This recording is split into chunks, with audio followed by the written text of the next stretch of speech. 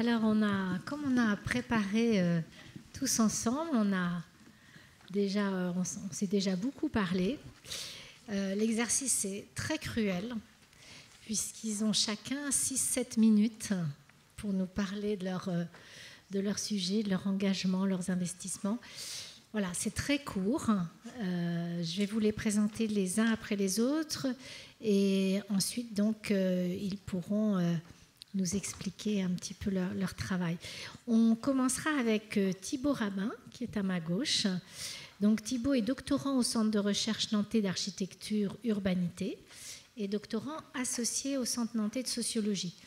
Donc, vous, Thibaut, vous faites un sujet de thèse qui s'appelle « L'espace au service de la protection de l'enfance, les pouponnières sociales ». Donc, vous nous avez déjà passionnés, donc on vous attend sur ce grand sujet, très grand sujet. Christine Calus, vous êtes architecte et vous travaillez essentiellement, on pourrait dire, sur les projets d'établissement du jeune enfant. Et vous travaillez en particulier, j'ai noté, avec Claire Munier, qui est paysagiste. Marion Voileau. Alors Marion Voileau, vous êtes architecte et designer, vous êtes diplômée de l'ENSA Paris-Val-de-Seine et de l'ANSSI Les Ateliers, j'espère que je le dis bien, et vous êtes actuellement doctorante au sein de l'IRCAM STMS, le CRI, et du Centre de recherche en design ENS Paris. Et ensuite, nous avons Alexis Foigny, alors montrez-vous parce que voilà, c'est Alexis, et Antoine Benaguel, voilà. Donc vous êtes tous les deux designers, c'est vous qui avez en effet occupé pendant quelques mois l'espace 0-2 ans au Centre Pompidou, que certains d'entre vous ont pu aller voir, et donc vous allez nous parler de votre travail et de ce paysage sensoriel que vous avez proposé pour les petits et leurs parents.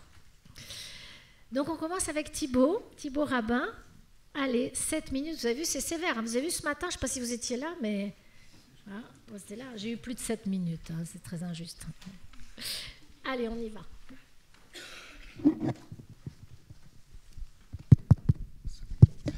D'abord, merci à toutes les personnes qui ont participé à l'organisation de cette journée pour me permettre de présenter mon travail. Donc, je m'appelle Thibaut Rabin, je suis doctorant en sociologie et en architecture au sein de l'École nationale supérieure d'architecture de Nantes. Et donc, je réalise, comme vous le disiez, une thèse de doctorat sur l'espace des pouponnières sociales. Donc, les pouponnières sociales, vous le savez peut-être, sont l'un des types de lieux d'accueil des tout-petits. Ce sont des établissements médico-sociaux qui ont la charge d'héberger jour et nuit des enfants de moins de 3 ans qui relèvent de la protection de l'enfance. Et donc ces petits sont le plus souvent accueillis au titre d'une mesure judiciaire et ne peuvent ni rester avec leur propre famille, ni bénéficier d'un placement familial surveillé auprès, par exemple, d'assistants familiaux. Alors, quand on se penche, comme je le fais, sur l'histoire de l'architecture des pouponnières, on voit assez clairement, en effet, des représentations des bonnes pratiques à adopter auprès des jeunes enfants sur les formes d'architecture qu'on construit pour eux. Donc, d'abord, c'est à la fin du 19e siècle qu'apparaissent ces lieux très spécifiques que sont les pouponnières, qui sont d'abord des espaces de soins pour les enfants malades, qui relèvent ou non de la protection de l'enfance. C'est plus l'ancêtre des services pédiatrie des hôpitaux. Et la naissance de ces pouponnières et la matérialisation des recompositions démographiques, scientifiques et sociologiques de cette époque si particulière qu'est la révolution industrielle. Et donc, on voit naître les pouponnières, mais on ne voit pas pour autant de construction massive et de mouvements de construction massif de pouponnières. On observe plutôt, preuve d'un temps où la protection de l'enfance oscille entre pouvoir public et charité, des pouponnières qui sont installées dans les annexes des hôpitaux, dans des maisons bourgeoises ou des anciens espaces religieux. Et quand on regarde l'aménagement de ces pouponnières et les archives laissées par les médecins, on voit apparaître une conception de l'enfant comme un corps fragile qu'il faut protéger des infections et de la contamination par l'alimentation. Et donc, les espaces qui sont construits pour eux sont en fait des espaces où on rationalise spatialement l'espace avec une logique hygiéniste. C'est aussi à cette même époque qu'on commence à faire des cures d'air pour les enfants, pour soigner les enfants par la mise à disposition d'un type d'environnement spécifique favorable aux enfants et dans le mouvement que vous connaissez tous du plein air. Alors on va faire un petit bond dans le temps et on se rend compte qu'une nouvelle définition de l'enfance apparaît dans l'après-guerre, sous l'influence croisée des savoirs médicaux et pédagogiques. On peut citer notamment certaines chercheuses comme Jenny Aubry, Myriam David ou Geneviève Appel qui ont mis en évidence l'importance de la relation dans la construction psychique du bébé et qui décrivent notamment l'hospitalisme en pouponnière. qu'elles attribuent à une absence de formation des nurses et une logique d'organisation du travail qui invite à un soin non personnalisé. Et donc ces psychologues, elles construisent des connaissances et elles construisent aussi des espaces. Elles se font designers, notamment en construisant le change intégré, qui est un système de change qui permet à la nurse de conserver un contact sensible, visuel et vocal avec les enfants dont elle s'occupe, tout en faisant le change avec un enfant particulier. Et donc c'est à cette même période qu'apparaissent aussi les pédagogies nouvelles. On en a parlé tout à l'heure avec Montessori, les travaux de Janine Lévy, les travaux d'Amy Pickler. Et au travers de ces différentes époques, on voit une importance mise sur les premiers moments de la vie de l'enfant comme temps de socialisation, comme temps d'éveil. Et dans ces pédagogies, on apprend que l'enfant, pour aller bien, doit apprendre, doit être acteur de ses relations, être acteur dans son environnement. Et ces pédagogies mettent en œuvre des espaces qui donnent des capacités aux enfants, à l'image du change Lotzi qui permet à un enfant d'être acteur de son change, de se lever, ou des escaliers Montessori qui permettent à un enfant de monter plus facilement sur la table à manger. Alors, ces nouveaux savoirs, ils apparaissent dans l'après-guerre, les années 50-60, mais ils mettent du temps à se diffuser en dehors des lieux qui sont des lieux directs de création de savoir. Et pour les pouponnières, c'est véritablement l'opération pouponnière en 1978, sous l'impulsion de Simone Weil et Daniel Rapoport et Marie-Jeanne Reichen, qui ont déclenché la réorganisation du soin pouponnière en le faisant passer d'une logique sanitaire à une logique sociale. Mais à ma connaissance, assez peu de choses ont été faites sur l'architecture des pouponnières. On retrouve en fait pour les espaces des pouponnières quelques informations un peu disparates chez les psychologues ou les médecins, aussi chez quelques pédagogues, mais on ne retrouve qu'un seul théoricien de l'architecture des pouponnières en France qui a formulé un type d'espace, Bernard Franjoux, un type d'espace centré autour des liens entre l'enfant et la nurse. Et donc, pour faire le pont jusqu'à aujourd'hui, quand on observe un peu quels sont les types d'espaces qui sont mis à disposition des pouponnières aujourd'hui, on observe une grande hétérogénéité, notamment du fait qu'il n'y ait pas de référentiel d'action publique récent et partagé. Et donc j'ai essayé de faire une première typification des architectures des pouponnières. Et on retrouve, alors d'un côté, des pouponnières récentes, construites autour de la volonté de créer des espaces collectifs et favorables à l'autonomie de l'enfant, avec une volonté de miser sur le plein air et la nature. On retrouve aussi d'autres pouponnières qui, elles, simulent un peu la maison, avec des espaces privatifs, des espaces collectifs, des meubles pour enfants, des meubles pour adultes. Et puis on retrouve une troisième catégorie de pouponnières qui, elles, subissent leur espace, qui peuvent ne pas avoir été rénovées depuis longtemps, être devenues trop petites, ou avoir des problèmes d'équipement. Je pense par exemple à des pouponnières qui ont dû installer des chambres dans des pièces sans fenêtre, ou des pouponnières qui n'ont pas de toilettes. Et puis il y a aussi une difficulté liée au profil des enfants, le profil du public. On dit beaucoup, en tout cas du terrain, on entend beaucoup que les enfants sont à particularité. Alors cette particularité, ça renvoie évidemment au besoin d'individualisation de la prise en charge des enfants, mais ça renvoie aussi à ces enfants qui ont une ampleur de besoins qui peuvent être importantes, puisqu'ils peuvent arriver en pouponnière en souffrant d'hypotonie, de malnutrition, de problèmes psychologiques ou moteurs. Et donc en fait, les pouponnières sont des espaces très complexes, très techniques, qui doivent répondre à des besoins très particuliers. Et sur le terrain, les professionnels, puisque c'est elles aussi qui répondent à ces besoins, elles visent à construire pour chaque enfant qui reste 2 jours ou 2 ans, la pouponnière comme sa maison à lui, comme un lieu qui le sécurise, qui le protège, qui le rassure. Et du fait de certains espaces, les pouponnières font preuve d'une grande ingéniosité pour faire tenir debout ces maisons qu'elles essaient de construire pour les petits. Je pense par exemple à cette pouponnière que j'ai citée, qui n'a pas de toilette, et qui simule cette pièce spécifique en installant les enfants qui souhaitent faire leurs besoins dans une chambre où ils sont les seuls à entrer, et en mettant à disposition de ces enfants des pots, mais des pots qui ressemblent trait pour trait à des toilettes, de façon à pouvoir faire vivre à ces enfants, faire expérimenter à ces enfants l'expérience traditionnelle qu'on offre aux personnes qui vivent aux toilettes. Oui, je vois que vous arrivez vers votre conclusion, Thibaut. Vous avez dit c'est cruel, d'autant que c'est un immense sujet. Non, mais concluez. Moi, je ne vais pas faire comme Aurélie. Alors, je vais simplement terminer votre... par un appel. Voilà. Donc, si vous connaissez autour de vous, ou si vous avez vous-même participé à la conception d'une pouponnière, en tant qu'architecte, en tant que professionnel ou peut-être des enfants, maître d'ouvrage ou designer, n'hésitez pas à me googliser et à me contacter. Je serais très intéressé de discuter avec vous. Merci. Merci beaucoup Thibaut, merci 1000 fois. On garde nos questions pour après. Donc Christine Calus, c'est le même exercice pour vous. Donc vous avez vous aussi ces 7 minutes.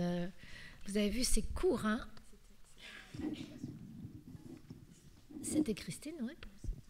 C'était Marion d'abord, et voilà. Non, pas du tout, je rectifie. Vous savez, c'est l'âge. Ça, c'est quelque chose... Pardon Marion. Alors Marion, allez-y. Et en effet, les créatifs...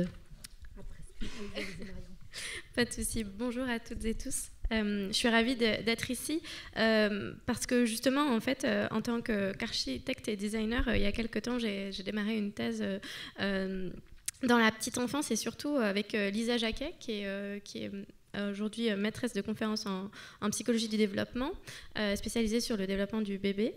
On a créé une initiative de recherche qui s'appelle Premier Cri, dans lequel en fait on mène des projets de recherche-action collaborative qui dit recherche-action collaborative dit action, avec cet objectif aussi de faire bouger les choses et de faire bouger la société.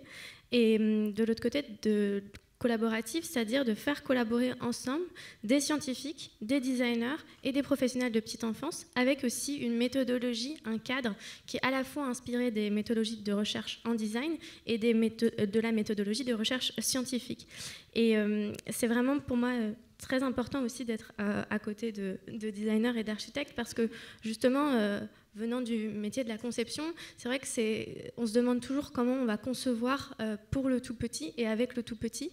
Et en fait, une des choses qu'on s'est aperçu avec Premier Cri, c'était déjà qu'il y avait des grosses différences, qu'on n'avait pas les mêmes enjeux. Et qu'il y avait aussi un gros problème de temporalité très différente entre la recherche et le terrain.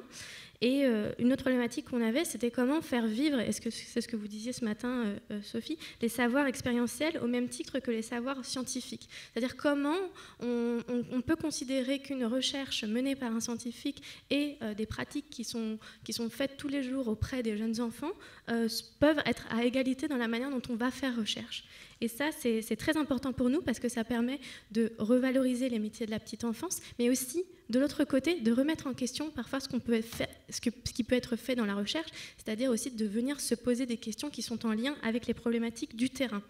Et donc voilà, on en a mené quelques-uns, dont un d'ailleurs aussi avec Milleforme, pour ceux qui étaient là ce matin dans la petite salle. Et ce qu'on s'aperçoit en fait dans ce qu'on peut mettre en place, c'est que les PPE, les professionnels de petite enfance, adaptent leurs pratiques professionnelles en fonction aussi grâce aux projets qu'on peut mener. C'est à la fois de nouvelles manières de dialoguer entre elles et aussi d'autres manières de voir l'enfant et de voir aussi ce qu'elles font au quotidien. Donc ça, c'est extrêmement intéressant. Et de l'autre côté aussi, pour les designers qui conçoivent au sein de ces projets de recherche, c'est aussi leur apporter quelque part des méthodes d'observation et un temps dédié aussi à cette observation et un dialogue constant avec les professionnels pour qu'on puisse permettre au mieux d'avoir un dispositif qui correspond aux besoins de l'enfant, certes, mais qui aussi s'adapte aux besoins des professionnels qui prennent soin de l'enfant. Parce que ce qu'on s'est aperçu, c'est que concevoir pour l'enfant, c'est aussi, et c'est ce qui a été dit aussi ce matin, c'est concevoir pour celles et ceux qui prennent soin du jeune enfant. Et ça, c'est extrêmement important pour nous à dire aujourd'hui. Et aussi une autre... voilà, je dis quelques petites choses qui émergent des recherches qu'on fait, c'est aussi que ce qu'on met en place, à la fois quand il s'agit d'espace ou de dispositifs, en fait, finalement, c'est toujours un peu détourné par l'enfant et on a beau imaginer, faire un tableau des possibilités de ce qui va se passer, finalement, l'enfant arrive toujours à détourner ce qu'on va mettre en place. Et nous, ça nous remet, en tant que concepteurs aussi, je pense que vous en parlerez aussi, mais voilà, dans un processus de conception qui est presque infini. On pourrait revenir comme ça dans des d'itération voilà, continue. Et c'est ça qui est extrêmement intéressant dans la manière dont, en tant qu'architecte ou designer, on peut concevoir finalement, c'est de se remettre en question, parce que concevoir pour les jeunes enfants, c'est imprévisible. Bien sûr, on peut poser des bases, mais c'est toujours source de nouveaux questionnements. Voilà. Vous aviez encore 1 minute, mais vous pouvez la donner à quelqu'un. Je suis trop sympa et je la donne à quelqu'un. Mais peut-être qu'on parlera de la question du numérique aussi, oui, qui est quelque chose qu'on a beaucoup abordé. Merci beaucoup. Merci 1000 fois d'avoir vraiment bien respecté le temps. Cette fois, c'est vous. Alors, Christine Calus, je crois que vous avez quelques slides, oui, c'est ça, qui vont ça va se faire de façon très automatique. Alors, je ne sais pas si je me lève, c'est peut-être plus simple. Si vous voulez, vous levez. Allez-y, voilà. Levez-vous. Si je ne vois pas mes images, c'est un peu compliqué. Je ne connais pas par cœur. Bonjour, donc Christine Calus, architecte. On a une agence d'architecture, Calus Roussel. On a commencé par des espaces plutôt culturels, et puis on a été amené un jour à gagner un concours sur les espaces petite enfance, et puis de fil en aiguille, on a développé, on va dire, ce type de bâtiment. Comme disait Marion, c'est un peu le sujet sans fin, puisque les enfants évoluent, la société évolue, en fait tout évolue. Donc nous aussi, on essaye de s'adapter et de concevoir des bâtiments et des espaces qui puissent évoluer et s'adapter aux enfants, mais aussi aux professionnels. Donc la question qui était posée, c'était comment on conçoit ces espaces. J'ai envie de dire, on commence déjà par prendre en compte toutes les normes, toutes les réglementations, et toutes les données, que ça puisse être des données fonctionnelles, normatives ou de sites, c'est-à-dire de lieux. Et puis, on travaille avec tout ça sans en oublier une seule, puisque c'est à partir de là qu'on peut faire des choses créatives et intéressantes et mettre des dispositifs au service des enfants et des professionnels.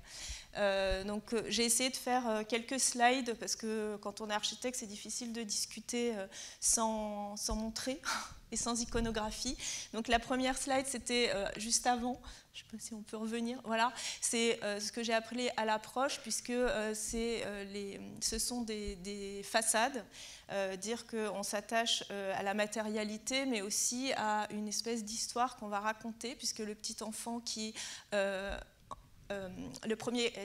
première rencontre avec le bâtiment, c'est la façade, donc c'est la première approche, et c'est aussi l'approche sensible. Et puis aussi, on l'amène à la crèche, donc il sait déjà qu'il va être séparé de ses parents, donc il faut quelque chose de rassurant, quelque chose qui lui donne envie. Et voilà, donc on s'y attache énormément. La deuxième slide, je vais assez vite, hein, parce que je sais que le temps est compté. La deuxième slide, c'est il y a eu un petit bug.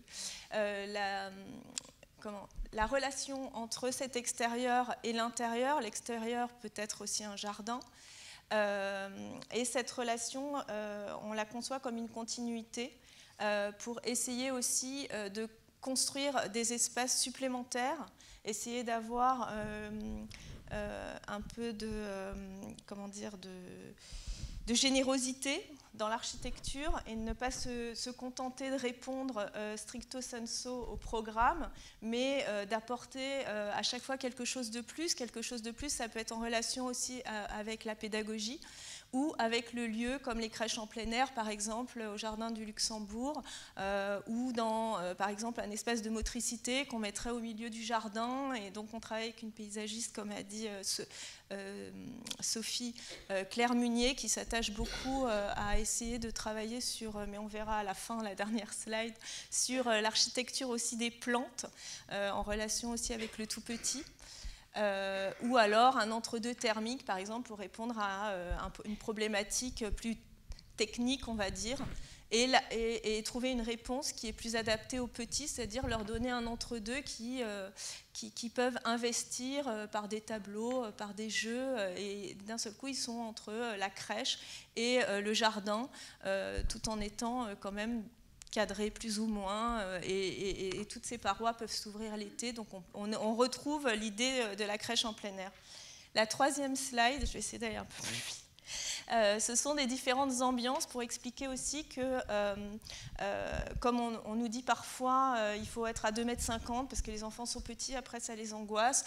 Nous, on a pu constater en tout cas avec le retour d'expérience, et ça c'est très important pour nous d'avoir un retour d'expérience pour pouvoir évoluer et pouvoir développer de nouveaux espaces. C'est aussi bien d'avoir des doubles hauteurs, des grandes hauteurs pour un sentiment d'aérien, d'espace aérien, de liberté, de motricité aussi, de pouvoir d'un seul coup avoir l'impression d'être libre de ses mouvements. Et puis, à certains endroits, justement, casser cette grandeur pour essayer de créer des espaces beaucoup plus rassurants, beaucoup plus travaillés sur la matérialité, la lumière, des choses comme ça, qui puissent donner des impressions de cocooning, par exemple, pour les enfants, ou pour, par exemple, dormir dans des endroits beaucoup plus bas sous plafond, petit, agréable et doux. Voilà. La 5e slide, voilà, c'est modularité et flexibilité des espaces. Donc ça c'est aussi, alors j'ai dit dans l'introduction que tout le monde évolue, les professionnels aussi, les normes évoluent aussi beaucoup. Et donc on s'attache à faire évoluer les espaces par des parois coulissantes qui permettent de réduire l'espace ou au contraire de l'élargir. Mais ça peut être aussi un travail sur le mobilier, par exemple, qui peut recréer des espaces plus petits ou alors être fermé, ouvert pour une fonctionnalité particulière, comme par exemple la biberonnerie, on laisse l'espace aux enfants, mais par contre, quand la professionnelle vient préparer les biberons, il faut quand même qu'elle ait tout ce qu'il faut. Donc voilà, on tient compte de tout ça. Travail sur la lumière aussi, mais ça, j'en parlerai après, ou c'est là. Enfin, à chaque fois, on cherche. Il faut en parler maintenant, là. Oui, oui. Donc je finis par la dernière slide, il me semble. Voilà, les jardins. Donc je suis à l'extérieur complet et après j'ai fini. Donc voilà, avec Claire Munier, on s'attache à faire des espaces d'exploration aussi au service des enfants et des professionnels.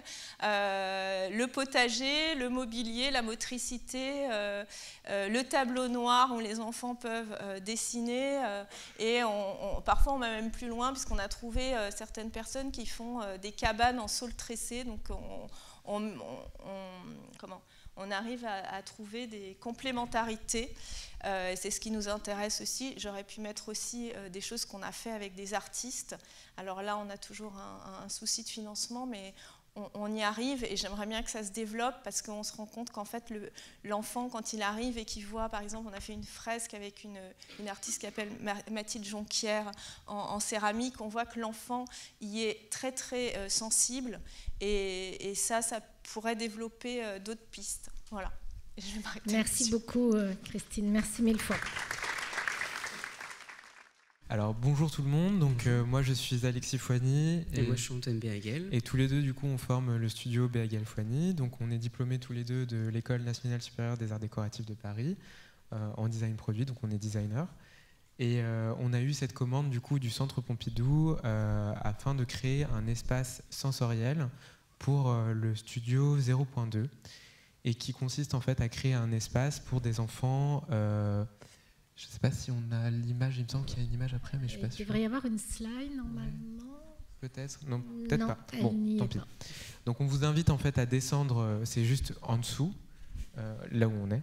Et c'est un espace qui a été entièrement conçu donc, pour des enfants de 0 à 2 ans et qui consiste à mettre le bazar. Donc le projet, on l'a intitulé Tubabulure. En fait, c'est un dispositif composé de différents modules qui sont les déclinaisons en fait, de cette géométrie du tube. Donc ça va être des grands modules gonflables, donc on joue sur les contrastes d'échelle. Il y a aussi l'idée du contraste de couleurs, c'est-à-dire que les tubes vont être de couleur pâle et vont se détacher sur un tableau noir, sur un fond noir. Il y a également l'idée du contraste de texture. Il y avait des textures beaucoup plus rugueuses, des tubes qui vont être beaucoup plus lisses, des contrastes au niveau du poids. des tubes qui vont être du coup des gonflables qui vont être très légers, qui vont pouvoir être transportés et soulevés par les enfants, mais aussi des tubes qui vont être un peu plus lourds, qui vont plutôt rouler en fait dans l'espace. Enfin, il y a un contraste au niveau sonore, puisque l'exploration sonore a été très importante dans ce projet, tubabulure. Des tubes qui vont du coup être remplis d'air, qui vont résonner en fait le bruit. Des tubes qui vont être en mousse, qui vont plutôt étouffer et isoler le bruit. Et puis des hochets qui sont un peu comme des grelots. Et oui, donc très bien dit. Et l'ensemble du concept du jeu et du paysage sensoriel se veut comme un lancer de Mikado. Donc on avait pour objectif d'inclure les animatrices et notamment les parents dans la conception du jeu. Donc on a proposé chacun des modules comme étant des modules indépendants qui, lorsqu'on les lance sur le plateau, vont créer cet effet de hasard qui va lancer une nouvelle partie de jeu. Donc chaque partie sera différente en fonction de l'animatrice ou des parents. Il va y avoir des envies particulières et donc on ne veut pas formater ni contraindre l'enfant à avoir une posture particulière, mais plutôt lui proposer différentes manières de faire. Et donc chacun des éléments se veut très empirique, donc avec des sensorialités différentes, que ce soit au niveau de la texture, du son ou de la couleur, mais ils vont aussi avoir des utilisations différentes en fonction de ce qu'eux vont projeter. Donc ils peuvent se mettre, donc il y a des petites assises qu'ils vont pouvoir utiliser comme étant des débuts en fait pour marcher. Donc ils vont pouvoir se dresser dessus, ou alors ils vont plutôt s'allonger sur des tapis avec du papier bruissant et être plutôt contemplatifs par rapport à l'ensemble. Et d'un point de vue aussi de la conception, parce que je pense que c'est important de parler de comment est-ce qu'on a travaillé autour de ce projet. On a plutôt été dans des méthodes empiriques qui partaient déjà d'expérimentation personnelle sur le bazar. Donc qu'est-ce qu'était le bazar, comment est-ce qu'on y vient, le vocabulaire qu'il pouvait y avoir autour du bazar, qui était assez intéressant au niveau auditif. Donc ça peut être bariolé, branle-bas de combat, tohu-bohu. Et ça aussi, c'était intéressant d'inclure ce type de vocabulaire dans l'approche qu'on pouvait avoir dans le projet. Et ensuite, donc, on a mis nous-mêmes le bazar dans notre atelier afin de proposer différents types de modules qui pouvaient sous-entendre le bazar, en référence du coup à un tableau de Kandinsky qui est point, ligne, forme. Et qui est donc présent au Centre Pompidou. Parce que l'objectif du coup de ce projet-là, c'était aussi d'initier en fait les enfants plus ou moins consciemment en fait à la pratique artistique. C'est-à-dire que tout notre paysage sensoriel invite les enfants à prendre une part active à ce tableau spatial qui se crée. Et donc pour ensuite amener les parents et les enfants à visiter le musée. C'est un premier pas vers le musée. Et également, si je peux, on va dire peut-être conclure, dans cette méthode de travail, on a eu cette expérience empirique, parce que nous, on n'a pas d'enfants, donc on a été voir des parents et on a été directement proposé à notre entourage ou autre d'avoir un retour d'expérience sur leurs enfants, sur quel type de forme ils ont tendance à vouloir avoir, donc plutôt des formes un peu rondes, les couleurs, les contrastes justement de couleurs. On a cette amie graphiste qui nous a parlé, parce qu'elle écrivait un livre justement sur les rapports de contraste entre les couleurs, et donc du coup on a voulu vraiment jouer cette carte aussi de retour d'expérience, de chercher aussi des expériences personnelles vécues par des parents. Et là même, je pense qu'on va apprendre encore aujourd'hui avec les enfants qui vont aller sur l'atelier.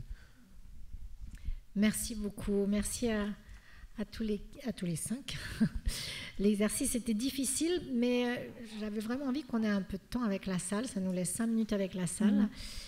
Et je pense qu'il va y avoir pas mal de questions. Moi, j'en ai aussi. Donc, si jamais vous n'en avez pas, j'en ai.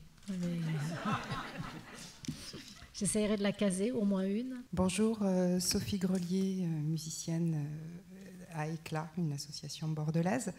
Une question par rapport à l'espace acoustique et l'architecture, par rapport aux espaces dédiés aux tout petits. Je n'ai pas du tout entendu le mot d'espace acoustique dans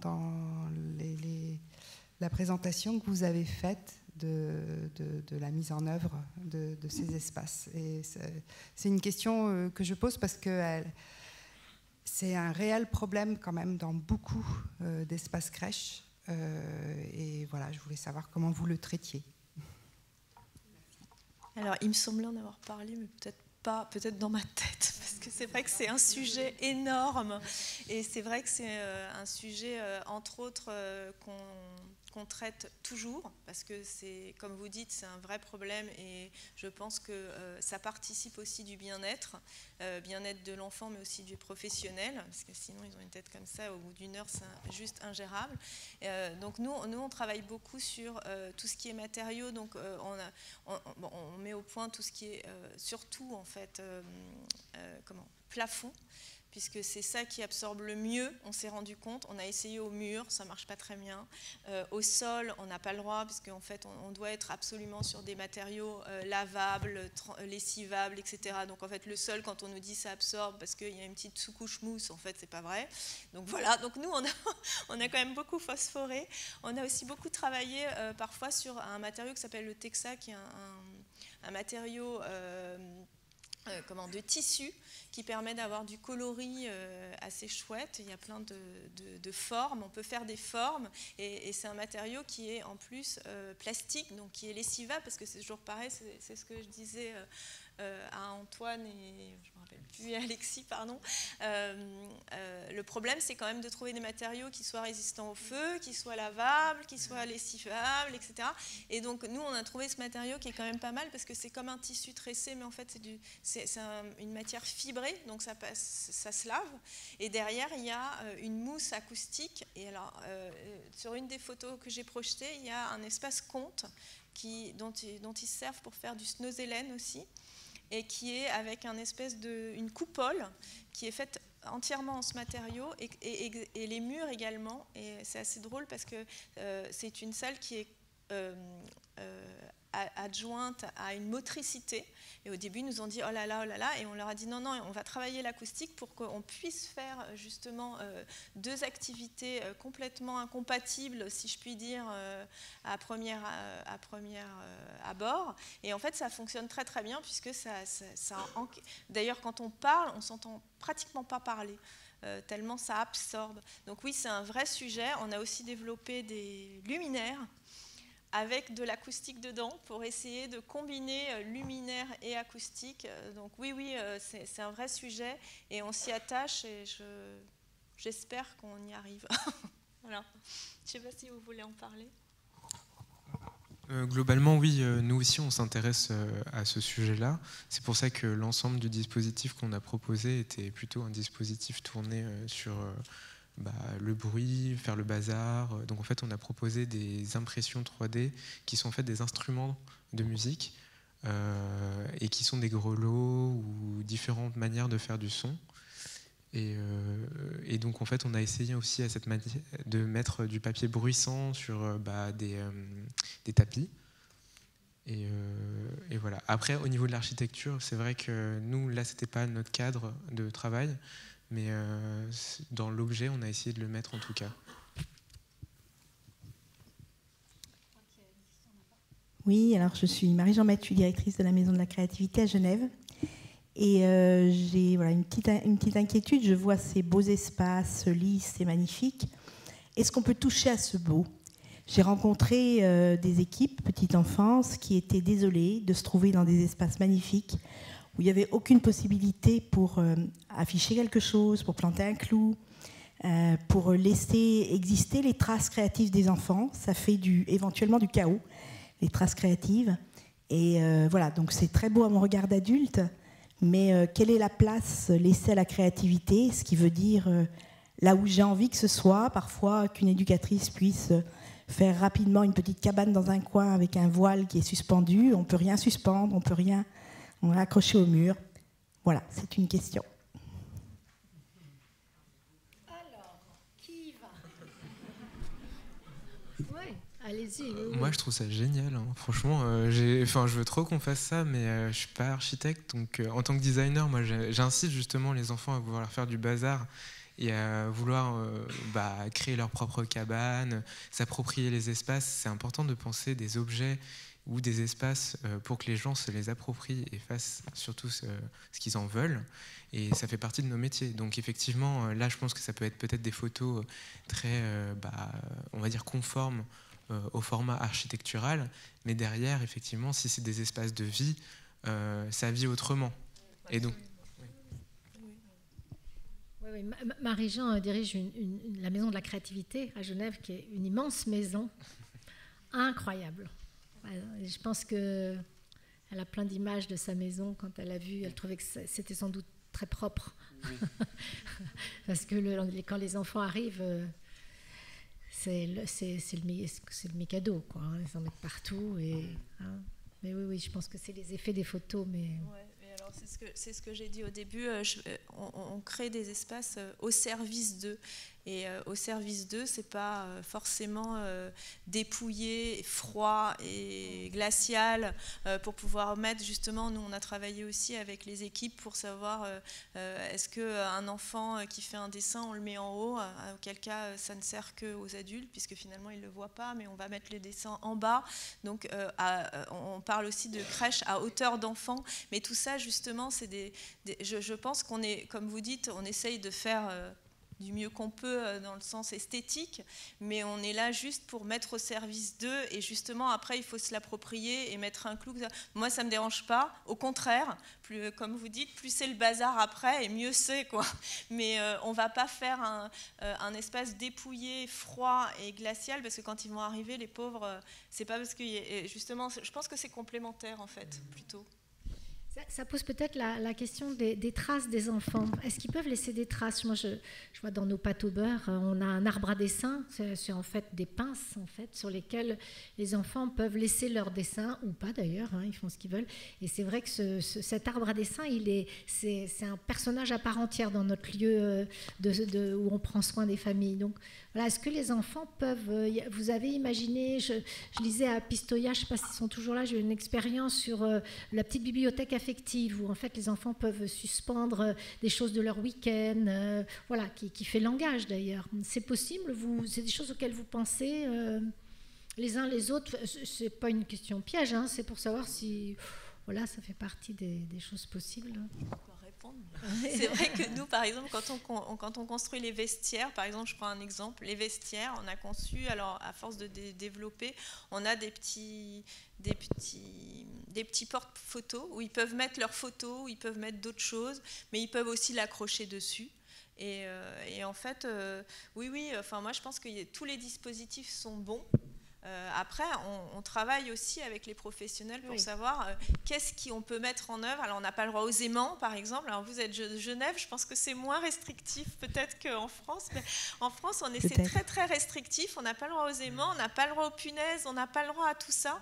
Donc, parfois, on nous demande de réfléchir à qu'est-ce qu'on peut mettre en œuvre pour pouvoir accrocher des choses, mettre en place des crochets au préalable pour pouvoir accrocher, faire des cabanes, etc. Donc je pense que ça rejoint aussi votre travail. C'est aussi une question d'appropriation de l'espace par les enfants et par l'équipe qui est là, quoi. Je veux dire, si l'espace... moi, je suis aussi interpellée, alors là, il y a des espaces différents, mais sur la normalisation des espaces et la normalisation des meubles, parce qu'il y a les normes, et que du coup, on se retrouve tous avec des espaces Vesco. Qui sont complètement inhumains. Je veux dire, c'est une représentation du monde qui n'est pas le vrai monde. Donc la vraie vie, pouvoir la faire rentrer quand les enfants rentrent, après ces lieux très, très sobres comme ça doivent devenir des lieux de vraie vie où de tas de choses sont possibles, et certainement pas celles que vous avez prévues. Comme vous l'avez dit tout à l'heure, les enfants inventent autre chose ailleurs, et toujours et tout le temps. Alors c'est vrai que je ne sais pas si on aurait la possibilité de faire ta magnifique salle à manger avec la vaisselle qui casse quand même. C'est de la vaisselle d'adulte. Oui, c'est un espace dédié à la fragilité qui donne accès... Voilà. Et donc tout est fragile. Tout est fragile. Et ils arrivent comme des dingues dans la pièce et tout pourrait casser. Mais il faut attention, chaque enfant qui se trouve... C'est pour ça qu'il faut les mettre en contact avec la fragilité, justement, parce que du coup, quand c'est fragile... Ils ont une autre posture, une autre façon de se déplacer avec les objets fragiles. C'est instantané. Puis la question des punaises et autres, oui, c'est peut-être qu'il y a sans doute moins de règles en Suisse. Mais la question se pose, est-ce que le tout sécuritaire rend heureux et permet de se développer? La question reste ouverte pour une autre fois. Grande question. Aurélie, on a encore une question ou... Oui, en fait, vous bénéficiez du retard de la table ronde de la petite salle, donc vous avez encore 5 minutes. Génial. Alors, on peut encore se questionner. En attendant, moi, ce que je trouve incroyable, je ne sais pas vous, sur cette table ronde, c'est la complémentarité. Et je me disais, Thibaut qui a choisi un travail difficile, je trouve, et sûrement passionnant, mais c'est pas rien d'aller voir comment on construit pour ces enfants qui ont été soit retirés à leurs parents ou qui n'ont pas de parents. Donc voilà comment on construit leur espace de vie et comment on les rend vivants.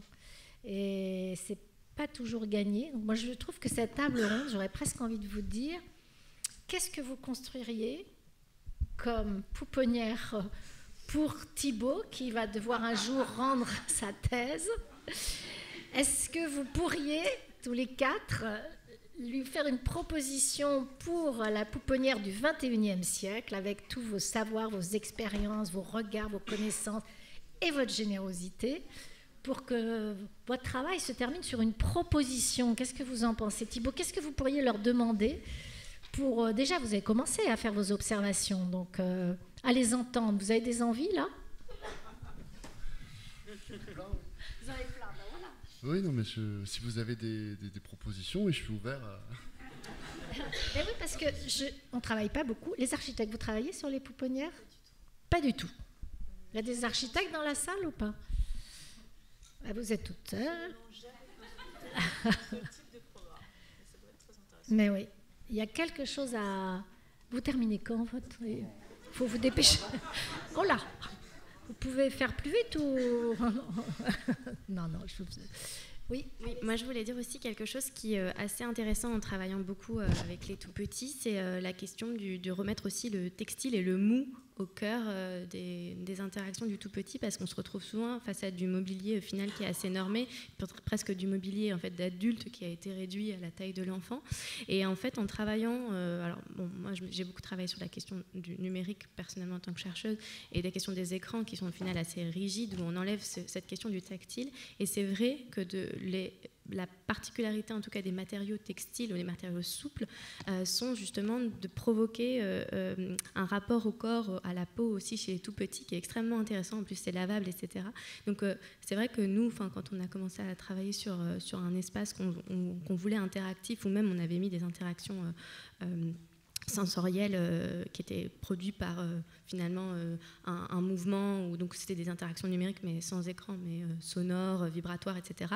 On est revenu à développer une technique autour du textile qui devenait le capteur du mouvement de l'enfant, et on a utilisé plein de textiles différents, et notamment chez les tout petits c'est vraiment intéressant, comme même le rapport au corps sur ce textile, en fait c'est presque parfois ils veulent se fondre dans le décor, et c'est très intéressant de voir comment en fait ils ont envie de ce mou, et comment nous on peut y répondre aussi. Donc par exemple dans l'espace de l'igloo qu'on avait créé, enfin je vous inviterai à voir ce projet, il y avait genre un petit si c'est possible de mettre l'image, mais il y avait on s'est aperçu que pour créer un mini laboratoire pour les enfants, il fallait qu'ils aient un moment où ils pouvaient s'asseoir, où ils pouvaient mettre tout leur corps pour presque s'approprier l'espace dans lequel on les avait presque contraints, parce qu'il fallait qu'on fasse de la recherche. Et du coup voilà, c'était quelque chose que voilà, j'ai envie de creuser même plus en tant que designer, c'est les textiles vraiment quels qu'ils soient, et c'est extrêmement intéressant, et même avec du numérique, et ça c'est intéressant parce que c'est un peu antinomique à la base, quoi. Bah alors, viens voir ce qu'on a fait en bas. Mais oui, je vais voir, pardon. Parce qu'il y a plein de textiles, de gonflables, de choses molles, donc voilà. Viens voir en bas. Mais le mou, hyper intéressant. Et on vous invite tous, du coup, en bas à venir voir l'espace le studio 0.2, qui est juste en dessous. Et même de nous faire un retour de ce que vous en pensez, c'est intéressant. Je suis Gaëlle, je suis psychomotricienne et je suis fondatrice d'Éveil et Conseil. Je me permets de rebondir sur ce qui vient d'être dit. Je trouve ça hyper intéressant de rappeler le mou dans le corps, parce que le mou, c'est quand même le départ, tu le disais tout à l'heure, Sophie, de la vie in utero, dans l'utérus. Mais l'enfant a besoin, dans son développement psychomoteur, d'être confronté à différentes matières corporelles et de formes corporelles, et de prendre appui aussi sur son corps grâce à du dur aussi. Mais voilà, varier les textures, je trouve ça hyper intéressant, et ça sera avec plaisir, Thibaut, d'échanger avec vous, parce que je trouve ça hyper passionnant, donc avec grand plaisir. Ça y est, prenez rendez-vous avec Thibaut. Ça y est, psychomotricienne, designer, on a tout ce qu'il faut. Je vais faire le tour pour Delphine. Il y a encore une question de Delphine. Ok, dernière, juste alors. ici. Oui.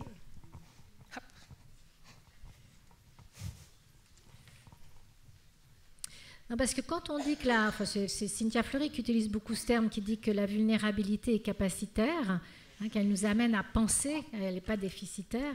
Je trouve justement que ce travail, il peut nous amener à du capacitaire. C'est comment on dépasse ça, parce que ce sont des enfants doublement vulnérables quand même, ces enfants de pouponnière.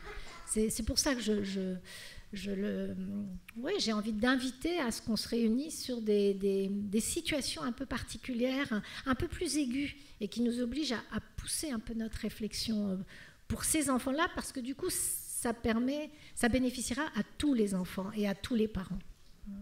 Parce qu'ils n'ont pas leurs parents avec eux, mais ils portent des parents en eux, donc, voilà, avec toute l'histoire douloureuse, mais il n'empêche que c'est leur histoire à eux. Bonjour, Delphine de la compagnie La Croisée des Chemins. Moi, je suis danseuse et circassienne. Et dans ce que vous disiez, donc on a parlé de l'acoustique, on a parlé de pouvoir mettre le bazar, etc. Il y a aussi ce qu'on disait ce matin qui est très important, c'est que les enfants puissent bouger. Est-ce que, voilà, c'est quelque... Enfin, moi, actuellement, je m'intéresse beaucoup aux questions justement de l'apprentissage, de la prise de risque et de la liberté qu'on laisse aux enfants pour bouger. Est-ce que c'est des choses qui sont prises en compte, voilà, dans vos recherches et dans vos questionnements ? Cette liberté qui est vraiment, enfin, moi je trouve, de plus en plus restreinte pour les enfants carrément. Aujourd'hui. Ce qui est intéressant, c'est que là, il y a pour projet, dans l'espace qu'on a designé, d'inviter un chorégraphe à venir en fait, prendre les éléments et à bouger avec les enfants, et alors en fait, à jouer vraiment sur une forme de chorégraphie qui peut s'opérer entre les objets, les enfants, les parents, tout le monde, quoi, une synergie commune qui peut être très intéressante. Et la question du mouvement et de la posture aussi qu'il peut y avoir avec les différents éléments qu'on a mis en place dans cet espace est très très présente en fait finalement, parce qu'ils vont s'adosser sur des formes un peu plus dures, se poser sur des formes un peu plus molles, et du coup il y a vraiment tout le corps qui est mis dans une dynamique aussi. Et ils vont prendre les éléments, ils vont les emboîter aussi. Enfin, c'est assez complet. Finalement, vu qu'il n'y a pas de règles, ils vont inventer leurs propres règles et ils vont mettre en place en fait finalement des gestes et des postures complètement aléatoires et différentes en fonction de chaque lancer de dés, quoi. Mais c'est une grande question quand même, parce que là, on parle d'un espace qui est déjà assez cocoon, mais la question de la sécurité qui tombe du côté du sécuritaire, c'est une vraie question pour nos enfants, que ce soit les cours de récréation, que ce soit les espaces internes. Où c'est Marie-Josée Monzin, la philosophe, qui a beaucoup travaillé sur la question de l'équilibre, et elle conceptualise beaucoup d'un point de vue psychique, et comment en effet nos enfants aujourd'hui, mais comment est-ce qu'ils trouvent leur équilibre, comment est-ce qu'eux-mêmes peuvent prendre soin d'eux et peuvent prendre soin de ce corps en mouvement si on entrave le mouvement. Donc comment les lieux autorisent ou interdisent. Les balançoires dans les cours, il n'y a plus. On a quand même arraché tous les arbres, je vous le rappelle, pour pas que les enfants glissent sur les feuilles. Nous, dans le Gard, cette année, on a vécu la canicule comme tout le monde, mais sauf qu'on a eu un nombre de décès supérieur à la moyenne en France. Je peux vous dire que j'ai fait le tour des crèches, les enfants ne sont pas sortis. Donc on dit on est dans le rural, mais ils ne voient pas l'herbe, ils ne voient pas les champs, ils ne voient pas la ferme est en face, ils n'y vont pas. Il n'y a plus aucun arbre autour des crèches parce qu'on les a enlevés parce que c'était dangereux. Et maintenant, on est en train de voir comment on végétalise, comment on remet des arbres autour des crèches pour qu'ils aient un peu d'ombre et qu'ils puissent sortir dehors. Comment est-ce qu'on enlève le plastique qu'on a mis partout? Parce qu'en plus, le plastique, il s'effrite. Et dans les couches des bébés, c'est bourré de plastique, hein, parce que comme ils les avalent, ils n'avalent plus les feuilles, mais ils avalent le plastique. Donc, voilà. Donc c'est des tas de questions. Ça ouvre toutes ces questions-là. Hein. Je vais devoir... Oui, non mais on arrête. Mettre fin. Mais mille merci. Oui. Juste, oui. Voilà, pour être un peu plus positive, entre le moment où on a construit la première crèche en 2005 et maintenant, en 2005, on n'avait pas le droit, c'était interdit de mettre de la terre, des végétaux et des arbres dans les cours de crèche. Aujourd'hui, on est heureux. Nous, on s'est battu contre ça. Mais vraiment, et on s'est battu aussi à l'intérieur pour plein de choses, pour essayer de diversifier, de ne pas mettre les plafonds 600-600 qui nous tombent sur la figure, qui sont pleins aussi de fibres et de choses comme ça. Et on y arrive. Donc j'ai envie de dire, il y a quand même de l'espoir. Maintenant, on a quand même réussi à faire des espaces avec des cabanes qui sont en saule tressée, par exemple. On nous a dit, oh là là, trouver des arbres où les enfants peuvent monter dedans. On a réussi à mettre ça dans une crèche. Je peux vous dire que bon, les services petite enfance, c'était pas très chaud. Et en fait, c'est des arbres qui ont été donnés par une pépinière et ils ont le droit de monter dedans. Donc c'est quand même chouette. Donc voilà, mais tout ça, ça fait partie d'une recherche aussi. Et oui, d'une pugnacité et aussi de la recherche et d'être persévérant dans ce qu'on fait. Voilà. Et d'aimer ce qu'on fait aussi, je crois. Merci beaucoup. Merci à vous cinq. Merci beaucoup. Et peut-être juste pour...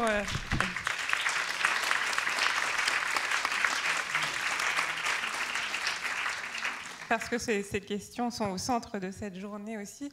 En tout cas, je vous invite à lire la charte du Verstollen. Vous parliez de Cynthia Fleury, qui a sorti un petit ouvrage, un petit feuillet au mois de juin avec Antoine Fenoglio, designer des Sismo. Et il y a une phrase où elle dit « Créons des chambres avec vue ». Pour nos enfants, pour qu'ils développent toute leur potentialité. Et je pense que ça peut aussi résumer votre table ronde aujourd'hui. Merci. Merci.